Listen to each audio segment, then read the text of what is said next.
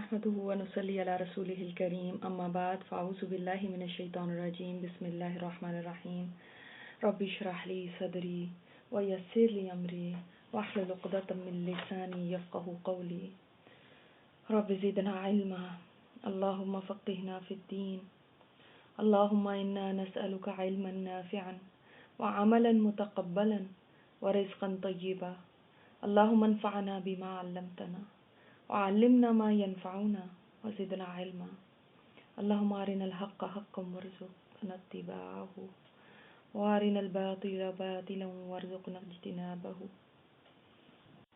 اور اس کے بعد اس کا امپیکٹ جو ہوتا ہے لہو الحدیث کا امپیکٹ کیا ہوتا ہے. میں نے جو آپ کو بھی بات بتائی آپ سوچ رہے ہوں گے پتہ نہیں اس کی دلیل کیا ہے کہ بھئی اب ایک بندہ لاحو الحدیث میں نہیں جی ہم تو قرآن بھی اتنا ہی پڑھتے ہیں ہم اتنے ہی لاحو الحدیث میں لیکن اتنا ہی ہم قرآن کی طرف بھی. ایسا نہیں ہوتا.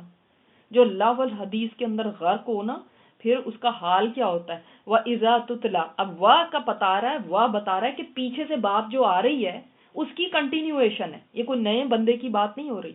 وا اور اذا جب اور اذا اور ان یہ دونوں کے جب کے لیے بھی آ جاتے ہیں لیکن ان اس بات کے لیے آتا ہے جو کبھی کبھار ہو اور اذا جو یعنی کثرت سے ہوتی ہے وہ بات یعنی جس کو میں نے آپ کو کہا نا جب بھی وین ایور جب بھی تتلا علیہ آیاتنا پڑھی جاتی ہیں اس پر ہماری آیات تو کیا کرتا ہے.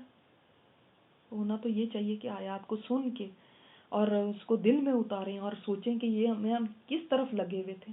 وہ اس کے اوپر امپیکٹ کیا ہوتا ہے اس کے اوپر کیا اثر ہوتا ہے. واللہ مستکبرن وہ پیٹ پھیر کے رخ پھیر کے تکبر کرتے ہوئے اس کا حال کیا ہوتا ہے. اس کی جو کیفیت ہے وہ دکھائی گئی یہاں پہ کہ وہ رخ پھیر لیتا ہے اور تکبر کے ساتھ. تکبر کس لیے آتا ہے ایروگینس کس لیے آتی ہے. میں کیوں یہ سنوں یہ کیا خود کو اللہ کے کلام سے اوپر سمجھتا ہے نا.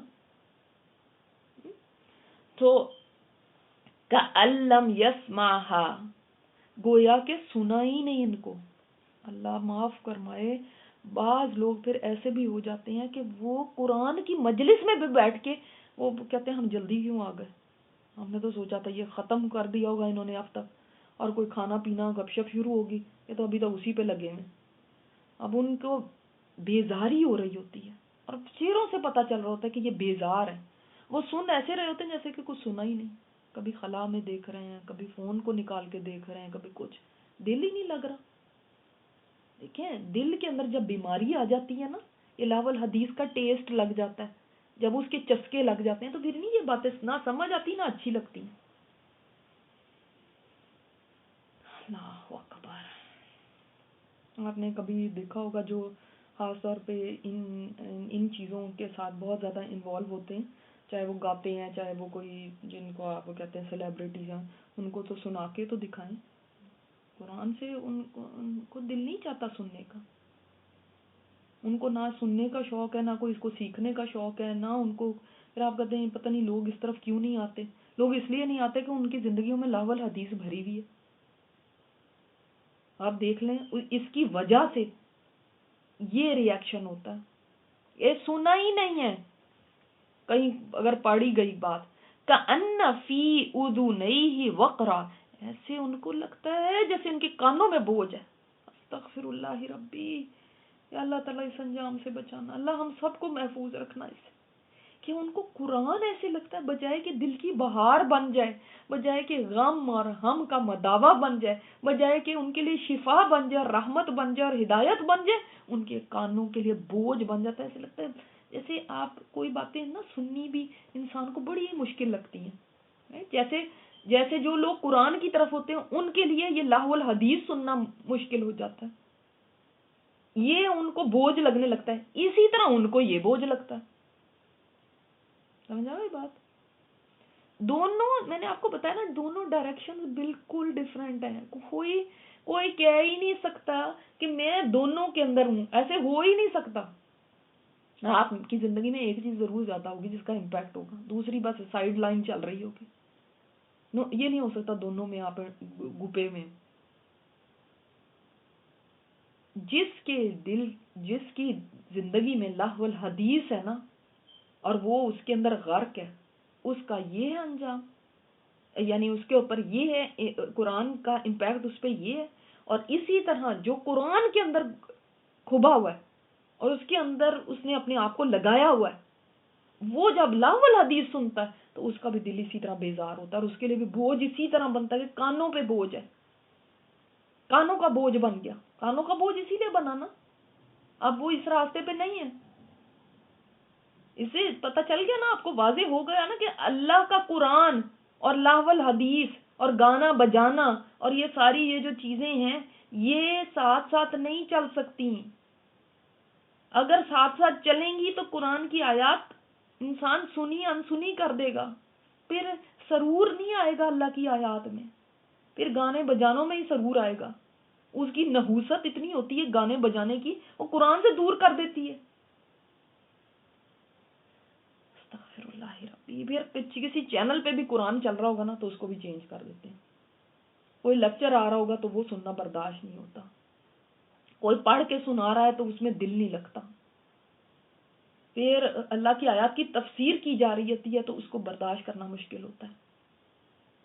ہاں وہ جو میوزک ہے وہ ان کو سنتے بھی رہیں گے تو اس میں بڑا مزہ آتا رہتا ہے۔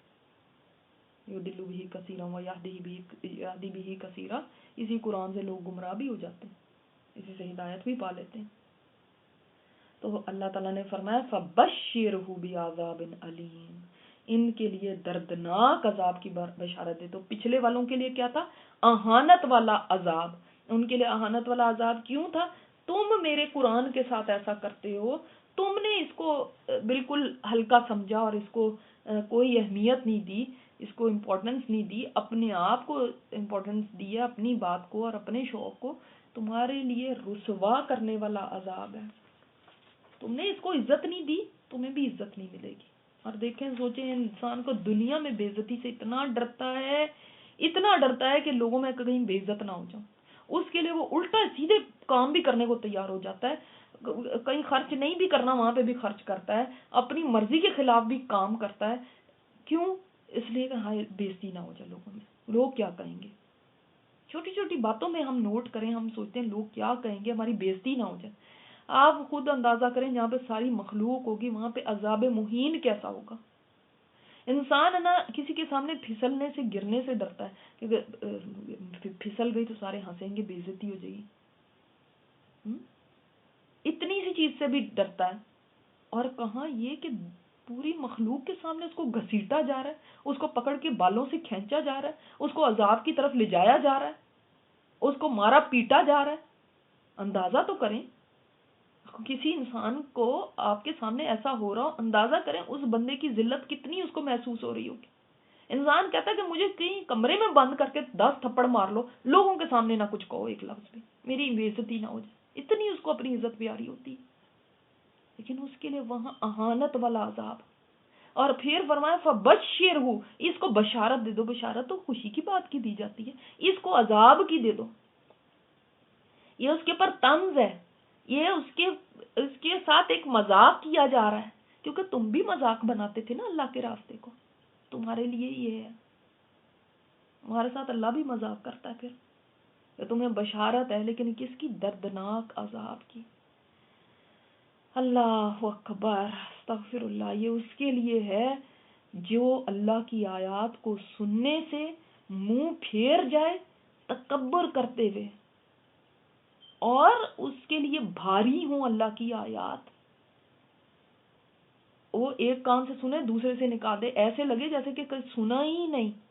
بعض لوگ واقعی ایسے ہوتا ہے، اذانیں ہو رہی ہیں مسجدوں میں، اللہ کی طرف بلایا جا رہا ہے، حی علی الصلاۃ حی علی الفلاح، باہر سے گزر کے ایسے جا رہے ہوتے ہیں جیسے کوئی کسی نے کچھ کہا ہی نہیں، مسجد کے دروازے کے آگے سے گزر رہے ہیں، کہیں قرآن پڑھ کے سنایا جا رہا ہے، کوئی پرواہ ہی نہیں، ایسے ہی بس ایسے لگ رہا ہے کہ کچھ کوئی بول ہی نہیں رہا، وہ اپنی دنیا میں گم ہے۔ یہ بھی اللہ کی طرف سے ایک سزا ہے ان کے اس بیہیویئر کی۔ استغفر اللہ۔ اگر ایسی چیزوں میں کوئی انوالو ہو تو اس پہ توبہ استغفار کرنی چاہیے، لاہ الحدیث کو چھوڑ دینا چاہیے تاکہ قرآن کی طرف دل لگے۔ بعض لوگ کہتے ہیں ہمیں بڑا ہی شوق ہے لیکن بس دعا کریں، بس دعا کریں۔ بھائی اگر آپ کو شوق ہے واقعی آپ کرنا چاہتے ہیں اور وہ کہتے ہیں ہم سے ہوتا نہیں، پتہ نہیں کیوں نہیں ہوتا، تو یہ جو ایسا مسئلہ اگر کسی کا ہے تو فضول بے مقصد جو چیزیں آپ کو اپنی اندر مشغول کر لینا، لہو الحدیث ہیں جو، ان کو چھوڑ دیں، ان کو اللہ کے کلام پہ پریفر نہ کریں، خریدنا ہی نہیں، صرف یہاں پہ پریفر نہ کریں.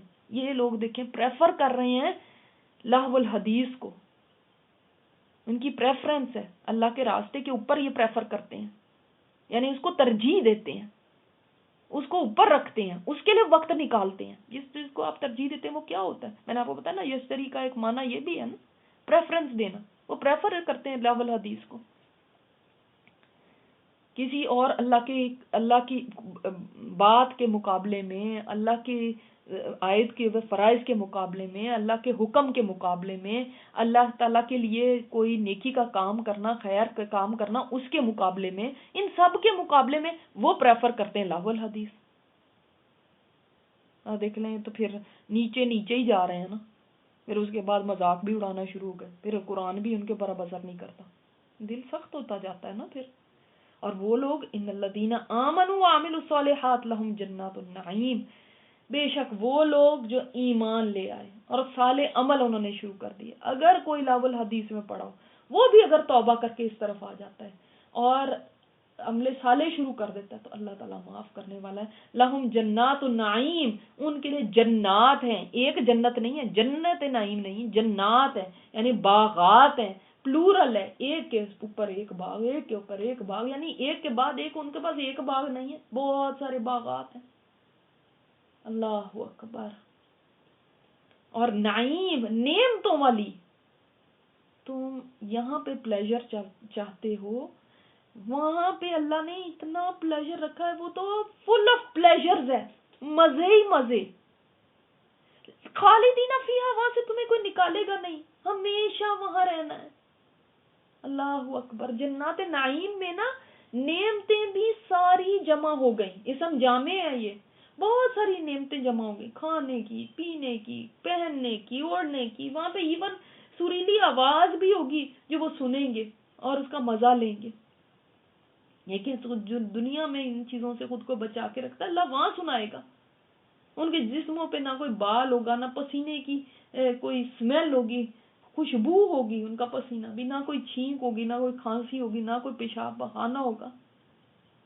اور وہاں پہ اس لیے نہیں کھائیں گے کہ بھوک لگی ہوئی ہے تو ہائے کھا لیں، وہاں پہ لذت کے لیے کھائیں گے، انجوائمنٹ کے لیے. تم یہاں پہ انجوائمنٹ کے لیے یہ چیزیں کرتے ہو نا، لہو الحدیث، اس کی طرف بھاگتے ہو. دیکھو اللہ نے تمہارے لیے نعمتوں بھری جنت رکھی ہے جس میں انجوائمنٹ ہی انجوائمنٹ ہے.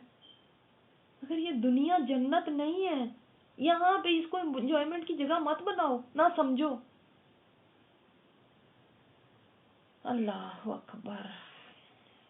خالدین فیہا، اور یہ خالدین فیہا جو ہے نا، یہ صرف ہمیشہ رہنے کے لیے نہیں ہے، بلکہ یہ پیچھے کی کنٹینیویشن آ رہی ہے کہ یہ جو جنت کی نعمتیں ہیں ان کے اندر وہ ہمیشہ رہیں گے، یعنی وہ جنت کی نعمتیں بھی چلتی رہیں گی، ایسا مزہ چلتا رہے گا، کبھی بوریت نہیں ہوگی کہ وہاں پہ اب تھک گئے ان نعمتوں سے اور اب ہم کیا کریں.